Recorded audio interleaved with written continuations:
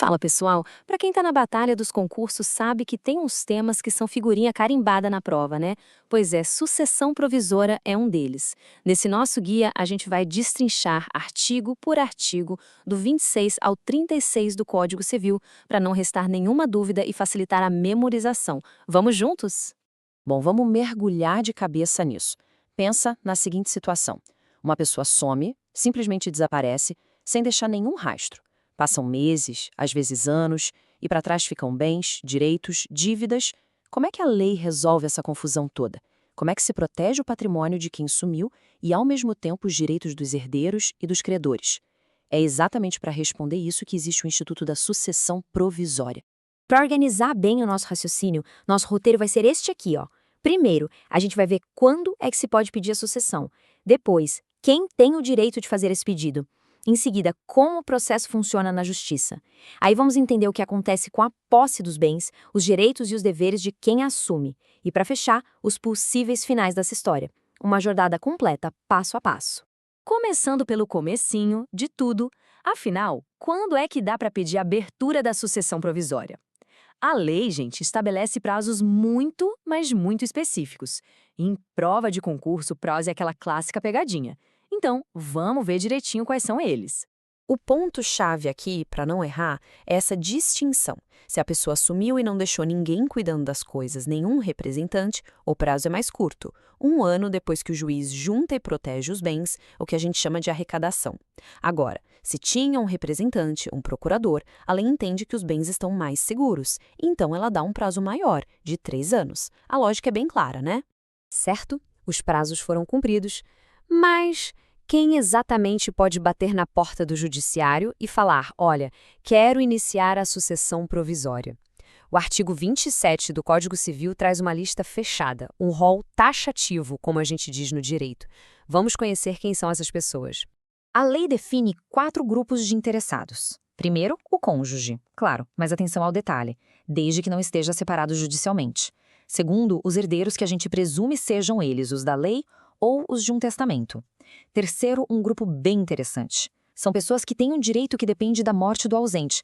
Pensa no beneficiário de um seguro de vida, por exemplo. E por último, de forma bem prática, os credores, que têm dívidas vencidas e não pagas e precisam daquele patrimônio para receber. Tá, mas e se ninguém dessa lista se manifestar? O patrimônio fica lá, ao Deus dará?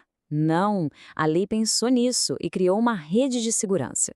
O parágrafo 1º do artigo 28 diz que, se os interessados ficarem parados, na inércia, cabe ao Ministério Público, que é o fiscal da lei, pedir a abertura da sucessão.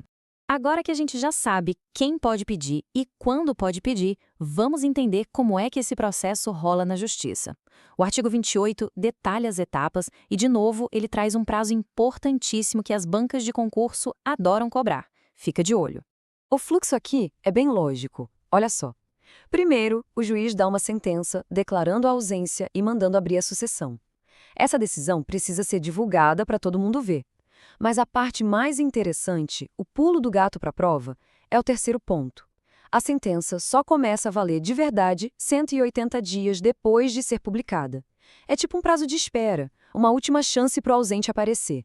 Só depois desse tempo todo é que o processo avança para o inventário e para a partilha. Ok, o processo foi aberto, o inventário foi feito. Chegou a hora dos herdeiros finalmente tomarem posse dos bens. Só que essa posse não é total, não é faça o que quiser. Ela vem com uma série de direitos e, principalmente, de deveres. Vamos ver como é que isso funciona. Antes de mais nada, vamos gravar o termo técnico, o juridiquês da coisa. Esse ato de entrar na posse dos bens do ausente se chama imissão na posse. É basicamente a transferência da administração do patrimônio para esses sucessores, que são provisórios. E aqui vem um ponto fundamental do artigo 30, que despenca em prova. A regra geral é que, para tomar posse, os herdeiros precisam dar uma garantia. Pode ser um penhor, uma hipoteca. O objetivo é muito simples. É garantir que, se a pessoa que sumiu voltar, o patrimônio vai estar lá, protegidinho, e vai poder ser devolvido.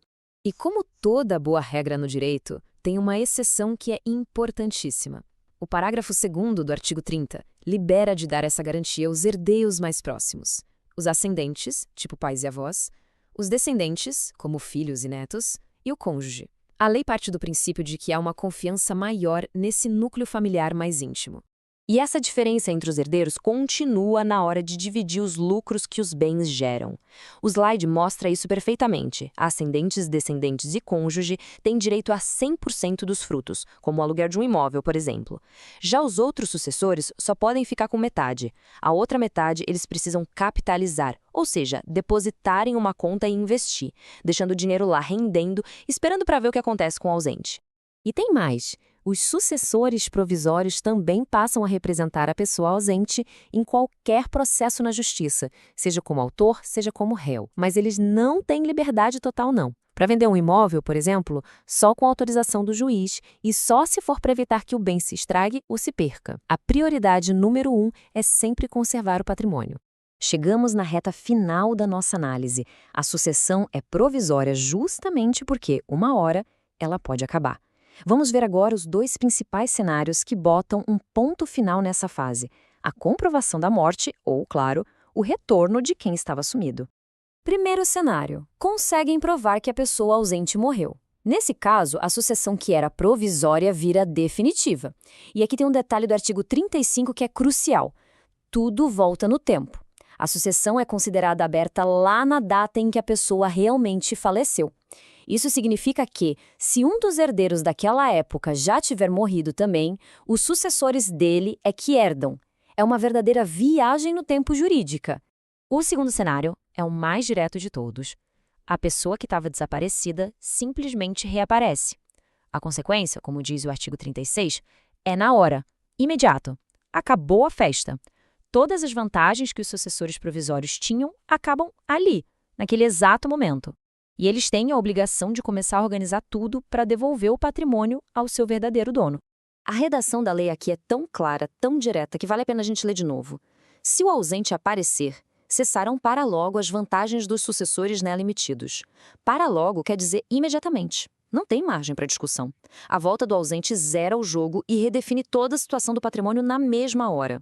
E assim a gente fecha o ciclo da sucessão provisória. Passamos por tudo, desde os prazos lá no início até os possíveis desfechos. Mas isso deixa uma pergunta no ar, não deixa?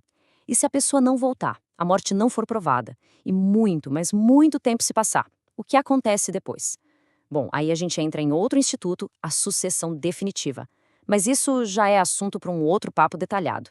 Por hoje, espero que cada etapa tenha ficado bem clara. Um abraço e até a próxima.